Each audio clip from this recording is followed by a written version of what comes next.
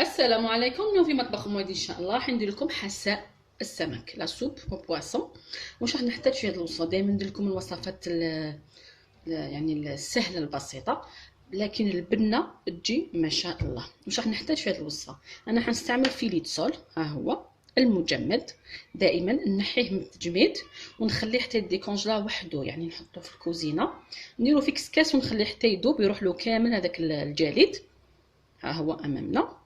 عندي هنا شريحتين، عندي زوج حبيبات تاع الطوماطيش مقشرين قشرتهم. هنا عندي حبه تاع الكرات البورو، هنا لازم تقسميها على اثنين وتغسليه مليح لانه التراب يدخل فيه في هذا الورق هادو. هنا عندي الكرافس المعدنوس، حبه تاع بصل كامله. هنا زوج حبيبات تاع الزروديه لكن الصغيره درت 4، زوج فصوص تاع الثوم، زوج حبيبات تاع البطاطا، ورقه تاع الرند. اذا نبداو طريقه التحضير مباشره. نبداو ندير الزيت سخن ونبدا نقطع الحبه تاع البصل على 4 لانه من بعد نطحنو كامل الخضره. الحبيبات تاع البطاطا حتى هما.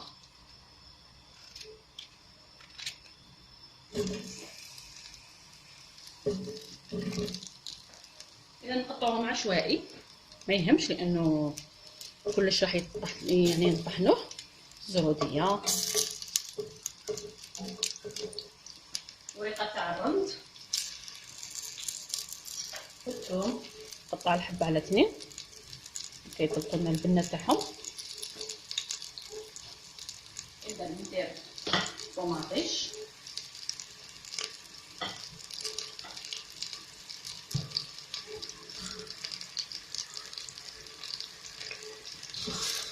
ندير هذاك البورو نقطعو شويه.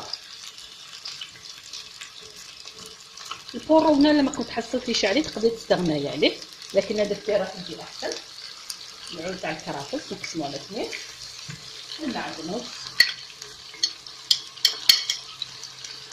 نكمل حبيبات الطماطم الثانيه.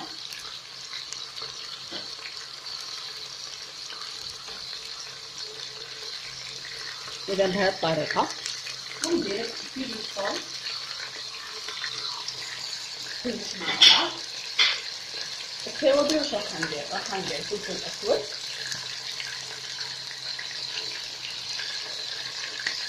ندير شويه تاع الكركم او الزعفران كما حبيتو،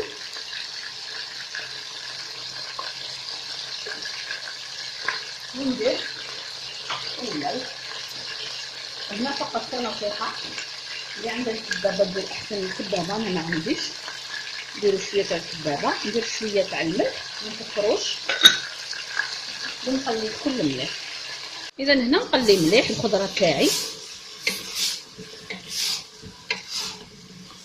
بهذه الطريقه ونمرق، يعني نديرو كفايه تاع الماء.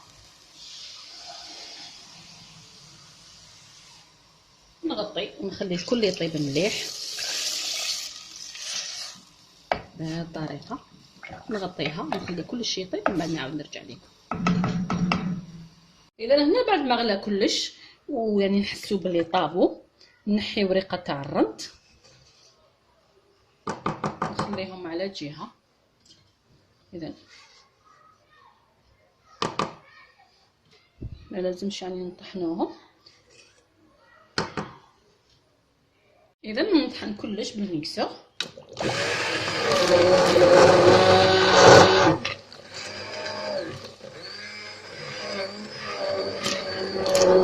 اذا هنا نرجعها فوق النار بعد ما طحنتها مليح. شوفوا الشكل تاعها.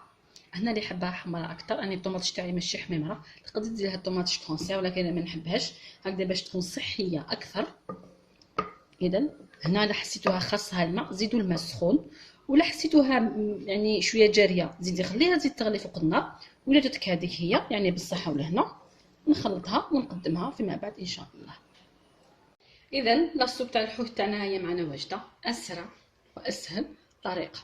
نتمنى انكم تجربوها لانها تجي بزاف بنينه مع العصير تاع الليمون، خاصه هذا الموسم تاع الصيف مليحه بزاف. نتمنى انكم تجربوها وتنال اعجابكم، والى الملتقى ان شاء الله مع وصفه جديده، والى اللقاء.